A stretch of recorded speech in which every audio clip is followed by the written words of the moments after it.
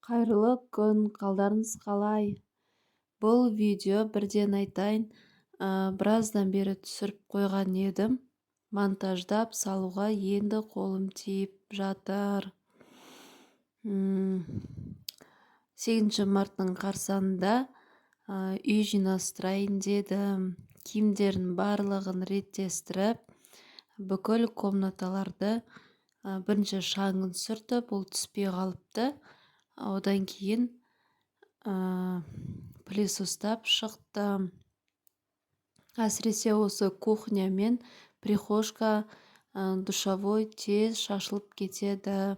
Есіктің алды да аяқ киім шешетін жер болғаннан кейін тез шашылып, топырақ болып кетеді. Ұлымды мектепке жинап, киіндіріп, шығарып салдым да, қызым ұйықтайтын түрі жоқ, пол сүрте берейін дедім. Залдан бастап барлық полдарды сүртіп шықтым.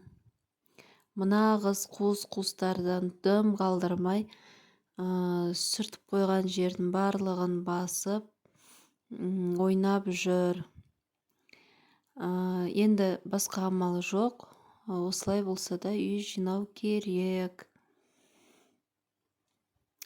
Сіздер үй жинап жатқанда балдарыңыз бірге осылай жүре ма ойнап?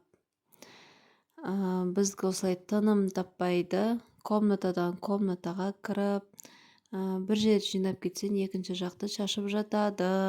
Енді қызым әлі кішкентай болғандықтан қой дегенді түсінбейді. Осылай барлық душевойды полын сүртіп шықтым. Мен суға белизна құйдым. Хлорканың иісі мүңкіп тұр.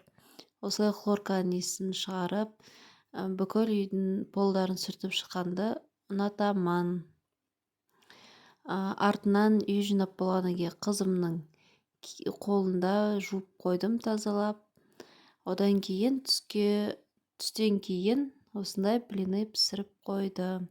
Өте жұмсақ, жабыспай, сап-сары блинылар болып пісті. Жұп-жұқа, ар жағынан күн көрінеді. Енді осы блинымен шай ішеміз. Сау болыңыздар.